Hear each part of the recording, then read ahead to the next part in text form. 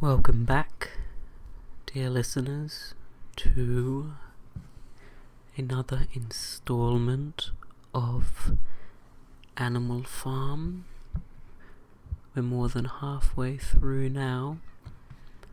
Things have started to speed up, but it's time for you to slow down and relax. Now we're on chapter 9 of this classic book. Chapter 9.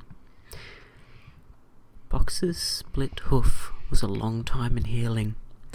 They had started the rebuilding of the windmill the day after the victory celebrations were ended.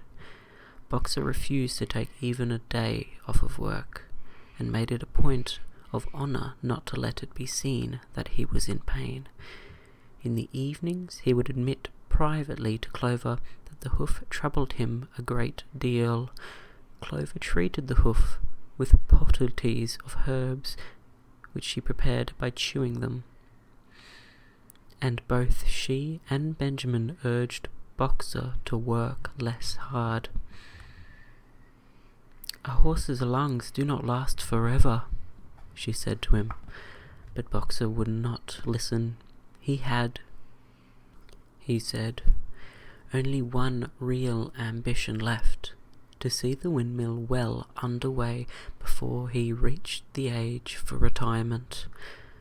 At the beginning, when the laws of Animal Farm were first formulated, the retiring age had been fixed for horses and pigs at 12, for cows at 14, for dogs at 9, for sheep at 7, and for hens and geese at 5. Liberal old age pensions had been agreed upon. As yet no animal had actually retired on pension, but of late subject had been discussed more and more. Now that the small field beyond the orchard had been set aside for barley, it was rumoured that a corner of the pasture was to be fenced off and turned into a grazing ground for superannuated animals. For a horse, it was said, the pension would be 5 pounds of corn a day, and in winter 15 pounds of hay with a carrot, or possibly an apple, on public holidays. Boxer's 12th birthday was due in the late summer of the following year. Meanwhile life was hard. The winter was cold, as the last one had been, and food was even shorter. Once again, all rations were reduced except those of the pigs and the dogs. A too rigid equality in rations, Squealer explained, would have been contrary to the principles of animalism. In any case, he had no difficulty in proving to the other animals that they were not in reality short of food, whatever the appearances might be. For the time being, certainly, it had been found necessary to make a readjustment of rations. Squealer always spoke of it as a readjustment, never as a reduction. But in comparison with the days of Jones, the improvement was enormous. Reading out the figures in a shrill, rapid voice, he proved to them in detail that they had more oats, more hay, more turnips than they had in Jones's day, that they were worked shorter hours, and that their drinking water was of better quality, that they lived longer, that a larger proportion of their young ones survived infancy, and that they had more straw in their stalls and suffered less from fleas. The animals believed every word of it. Truth to tell, Jones and all he stood for had almost faded out of their memories. They knew that life nowadays was harsh and bare, that they were often hungry and often cold, and that they were usually working when they were not asleep. But doubtless it had been worse in the old days. They were glad to believe so. Besides, in those days they had been slaves, and now they were free, and that made all the difference. As Squealer did not fail to point out, There were many more mouths to feed. In the autumn, the 4 sows had all littered about simultaneously, producing 31 young pigs between them. The young pigs were piebald, and since Napoleon was the only boar on the farm, it was possible to guess at their parentage. It was announced that year, when bricks and timber had been purchased, a schoolroom would be built in the farmhouse garden. For the time being, the young pigs were given their instructions by Napoleon himself in the farmhouse kitchen. They took their exercise in the garden and were discouraged from playing with the other young animals. About this time, too, it was laid down as a rule that when a pig and any other animal met on the path, the other animal must stand aside, and also that all pigs, of whatever degree, were to have the privilege of wearing green ribbons on their tails on Sundays. The farm had a fairly successful year, but was still short of money. There were the bricks, sand, and lime for the schoolroom to be purchased, and it would also be necessary to begin saving up again for the machinery for the windmill. Then there was lamp oil and candles for the house, sugar for Napoleon's own table. He forbade the other pigs on the ground that it made them too fat. And all the usual replacements such as tools, nails, string, coal, wire, scrap iron, and dog biscuits. A stump of hay and part of the potato crop were sold off, and the contract for eggs was increased to 600 per week, so that the hens barely hatched enough chicks to keep their numbers at the same level. Rations reduced in December were reduced again in February, and lanterns in the stalls were forbidden to save oil. But the pigs seemed comfortable enough, and in fact they were putting on weight, if anything. One afternoon, in late February, a warm, rich, appetizing scent, such as the animals had never smelt before, wafted itself across the yard from the little brew house, which had been disused in Jones's time, and which stood beyond the kitchen. Someone said it was the smell of cooking barley. The animals sniffed the air hungrily and wondered whether the warm mash was being prepared for their supper. But no warm mash appeared, and on the following Sunday it was announced that from now onwards all barley would be reserved for the pigs. The field beyond the orchard had already been sown with barley, and the news soon leaked out that every pig was now receiving a ration of a pint of beer daily, with half a gallon for Napoleon himself, which was always served to him in the Crown Derby soup tureen. But if there were hardships to be borne, they were partly offset by the fact that life nowadays had the greater dignity than it had before. There were more songs, more speeches, more processions. Napoleon had commanded that once a week there should be held something called a spontaneous demonstration, the object of which was to celebrate the struggles and triumphs of Animal Farm. At the appointed time, the animals would leave their work and march round the precincts of the farm in military formation, and with the pigs leading, then the horses, then the cows, then the sheep, and then the poultry. The dogs flanked the procession, and at the lead of all marched Napoleon's black cockerel. Boxer and Clover always carried between them a green banner marked with the hoof and the horn and the caption, "Long live Comrade Napoleon." Afterwards there were recitations of poems composed in Napoleon's honour, and a speech by Squealer himself, particulars of the latest increases in the production of foodstuffs, and on occasion a shot was fired from the gun. The sheep were the greatest devotees of the spontaneous demonstrations, and if anyone complained, as a few animals sometimes did when the pigs or dogs were not near, that they wasted time and meant a lot of standing about in the cold, the sheep were sure to silence them with a tremendous bleating of 4 legs good, 2 legs bad. But by and large, the animals enjoyed these celebrations. They found it comforting to be reminded that, after all, they were truly their own masters, and that the work they did was for their own benefit.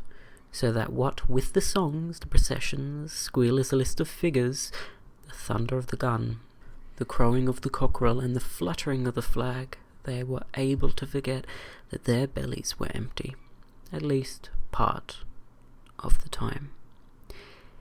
In April, Animal Farm was proclaimed a republic, and it became necessary to elect a president. There was only one candidate, Napoleon, who was elected unanimously. On the same day, it was given out that the fresh documents had been discovered which revealed further details about Snowball's complicity with Jones.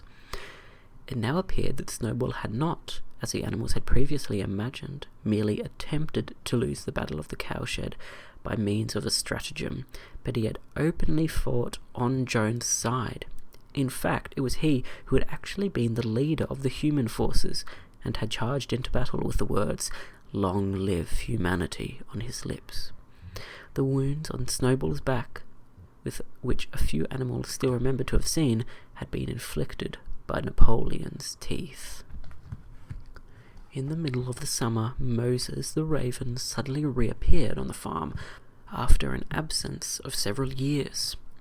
He was quite unchanged, still did not work, and talked in the same strain as ever about Sugar Candy Mountain. He would perch on a stump, flap his black wings, and talk up the hour to anyone who would listen. "Up there, comrades," he would say solemnly, pointing to the sky and his large beak. "Up there, just on the other side of that dark cloud, that you can see, there it lies, Sugar Candy Mountain, that happy country where we poor animals shall rest forever from our labours." He even claimed to have been there on the higher of his flights, and to have seen the everlasting fields of clover and the linseed cake and sugar growing on the hedges. Many of the animals believed him. Their lives now, they reasoned, were hungry and laborious. Was it not right and just that a better world should exist somewhere else? A thing that was difficult to determine was the attitude of the pigs towards Moses. They all declared contemptuously that his stories about Sugar Candy Mountain were lies, and yet they allowed him to remain on the farm, not working, with an allowance of gill of beer a day. After his hoof healed up, Boxer worked harder than ever. Indeed, all the animals worked like slaves that year. Apart from the regular work of the farm and the rebuilding of the windmill, there was the schoolhouse for the young pigs, which was started in March. Sometimes the long hours on insufficient food were hard to bear, but Boxer never faltered. In nothing that he said or did was there any sign that his strength was not what it had been. It was only his appearance that was a little altered. His hide was less shiny than it used to be, and his great haunches seemed to have shrunken. The others said, "Boxer will pick up when the spring grass comes on." But the spring grass came, and Boxer never grew fatter. Sometimes on the slope leading to the top of the quarry, when he braced his muscles against the weight of some vast boulder, it seemed that nothing kept him on his feet except the will to continue. At such times his lips were seen to form the words, "I will work harder," but he had no voice left. Once again Clover and Benjamin warned him to take care of his health, but Boxer paid no attention. His 12th birthday was approaching. He did not care what happened, so long as a good store of stone was accumulated before he went on pension. Late one evening in the summer, a sudden rumour ran around the farm that something had happened to Boxer. He had gone out alone to drag a load of stone down to the windmill. And sure enough, the rumour was true. A few minutes later, 2 pigeons came racing in with the news, "Boxer has fallen. He is lying on his side, and he can't get up." About half the animals on the farm rushed out to the knoll where the windmill stood. There lay Boxer between the shafts of the cart, his neck stretched out, unable even to raise his head. His eyes were glazed, his sides matted with sweat. A thin stream of blood had trickled out of his mouth. Clover dropped to her knees at his side. "Boxer," she cried, "how are you?" "It is my lung," said Boxer, in a weak voice. "It does not matter. I think you will be able to finish the windmill without me. There is plenty good store of stone accumulated. I had only another month to go in my case. To tell you the truth, I'd been looking forward to my retirement, and perhaps, as Benjamin is growing old too, they will let him retire at the same time and be a companion to me." "We must get help at once," said Clover. "Run, somebody, and tell Squealer what has happened." All the animals immediately raced back to the farmhouse to give Squealer the news. Only Clover remained, and Benjamin, who lay down at Boxer's side, and without speaking, keeping the flies off of him with his long tail. After about a quarter of an hour, Squealer appeared, full of sympathy and concern. He said that Comrade Napoleon had learned with the very deepest distress of his misfortune to one of the most loyal workers of the farm, and was already making arrangements to send Boxer to be treated in the hospital at Willingdon. The animals felt a little uneasy at this. Except for Molly and Snowball, no other animal had ever left the farm, and they did not like to think of their sick comrades in the hands of human beings. However, Squealer was easily convinced them that the veterinary surgeon in Willingdon could treat Boxer's case more satisfactorily than could be done on the farm. And about half an hour later, when Boxer had somewhat recovered, he was with difficulty got onto his feet and managed to limp back to his stall, where Clover and Benjamin had prepared a good bed of straw for him. For the next 2 days, Boxer remained in his stall. The pigs had sent out large bottles of pink medicine, which they had found in the medicine chest in the bathroom, and Clover administered it to Boxer twice a day after meals. In the evening, she lay in his stall and talked to him, while Benjamin kept the flies off him. Boxer professed not to be sorry for what had happened. If he had made a good recovery, he might expect to live another 3 years, and he looked forward to the peaceful days that he would spend in the corner of the big pasture. It would be the first time that he had leisure to study and improve his mind. He intended, he said, to devote the rest of his life to learning the remaining 22 letters of the alphabet. However, Benjamin and Clover could only be with Boxer after working hours, and it was in the middle of the day when the van came to take him away. The animals were all at work weeding turnips, under the supervision of a pig, when they were astonished to see Benjamin come galloping from the direction of the farm buildings, braying at the top of his voice. It was the first time they'd ever seen Benjamin excited. Indeed, it was the first time that anyone had ever seen him gallop. "Quick, quick," he shouted, "come and see, they're taking Boxer away." Without waiting for orders from the pig, the animals broke off and raced back to the farm buildings. Sure enough, there in the yard was a large, closed van, drawn by 2 horses, with lettering on its side, and a sly-looking man in a low-crowned bowler hat sitting in the driver's seat, and Boxer's stall was empty. The animals crowded round the van. "Goodbye, Boxer," they chorused. "Goodbye." "Fools, fools," shouted Benjamin, prancing round them and stamping the earth with his small hooves. "Fools, do you not see what is written on the side of the van?" That gave the animals pause, and there was a hush. Muriel began out to spell the words, but Benjamin pushed her aside, and in the midst of a deadly silence he read: "Alfred Simmons, horse slaughterer and glue boiler, Willingdon, dealer in hides and bone meal, kennel supplies." "Do you not understand what that means?" "They are taking Boxer to the knackers." A cry of horror burst from all the animals. At this moment, the man on the box whipped up his horses, and the van moved out of the yard at a small trot. All the animals followed, crying out at the top of their voices. Clover forced her way to the front. The van began to gather speed. Clover tried to stir her stout limbs to a gallop and achieved a canter.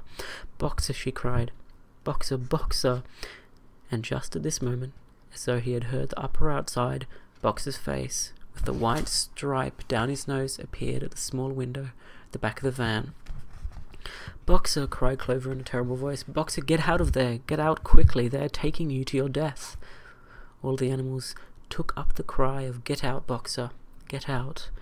But the van was already gathering speed and drawing away from them. It was uncertain whether Boxer had understood what Clover had said, but a moment later his face disappeared from the window, and there was a sound of tremendous drumming of hoofs inside the van. He was trying to kick his way out. The time had been when a few kicks from Boxer's hoofs would have smashed the van to matchwood, but alas, his strength had left him. And in a few moments the sound of drumming hoofs grew fainter and died away. In desperation, the animals began appealing to the 2 horses which drew the van to stop. "Comrades," they shouted, "don't take your own brother to his death." But the stupid brutes, too ignorant to realize what was happening, merely set back their ears and quickened their pace. Boxer's face did not reappear at the window. Too late, someone thought of racing ahead and shutting the fire-barred gates, but in another moment the van was through it and rapidly disappearing down the road. Boxer was never seen again. 3 days later it was announced that he had died in the hospital wing at Willingdon, in spite of receiving every attention a horse could have. Squealer came to announce the news to the others. He had, he said, been present during Boxer's last hours. "It was the most affecting sight I've ever seen," said Squealer, lifting his trotter and wiping away a tear. "I was at his bedside at the very last, and at the end, almost too weak to speak, he whispered in my ear that his sole sorrow was to have passed on before the windmill was finished. 'Forward, comrades,' he whispered, 'forward in the name of the rebellion, long live Animal Farm. Live, Comrade Napoleon, Napoleon is always right.' Those were his last words, comrades." Here Squealer's demeanour suddenly changed. He fell silent for a moment, and his little eyes darted suspiciously, glancing from side to side before he proceeded. "It had come to my attention," he said, "that a foolish and wicked rumour had been circulated at the time of Boxer's removal. Some of the animals had noticed that the van which took Boxer away was marked Horse Slaughterer, and had actually jumped to the conclusion that Boxer was being sent to the knackers. It was almost unbelievable," said Squealer, "that any animal could be so stupid. Surely," he cried indignantly, whisking his tail and skipping from side to side, "surely they knew that their beloved leader, Comrade Napoleon, better than that." But the explanation was really very simple. The van had previously been the property of the knacker and had been bought by the veterinary surgeon, who had not yet painted the old name out. That was how the mistake had arisen. The animals were enormously relieved to hear this, and when Squealer went on to give a further graphic details of Boxer's deathbed, the admirable care he had received, and the expensive medicines for which Napoleon had paid without a thought as to the cost, their last doubts disappeared, and the sorrows they had felt for their comrade's death was tempered by the thought that at least he had died happy. Napoleon himself appeared at the meeting on the following Sunday morning and pronounced a short oration in Boxer's honour. It had not been possible, he said, to bring back their lamented comrade's remains for interment on the farm, but he had ordered a large wreath to be made from the laurels in the farmhouse garden and sent down to be placed on Boxer's grave. And in a few days' time the pigs intended to hold a memorial banquet in Boxer's honour. Napoleon ended his speech with a reminder of Boxer's 2 favourite maxims. "I will work harder, and Comrade Napoleon is always right." Maxims, he said, which every animal would do well to adopt as his own. On the day appointed for the banquet, a grocer's van drove up Willingdon and delivered a large wooden crate at the farmhouse. That night there was a sound of uproarious singing, which was followed by what sounded like a violent quarrel, and ended at about 11 o'clock with a tremendous crash of glass. No one stirred in the farmhouse before noon on the following day, and the word went round that from somewhere or other the pigs had acquired the money to buy themselves another case of whiskey. It's a little bit of a disturbing end to Chapter 9 of Animal Farm, but the themes present in this book are a little bit dark. But I hope that you are still managing to relax and to have a rest, and that you can have a brief reprieve from your life. And I'm very grateful that you joined me here on another day, and thank you. Good night.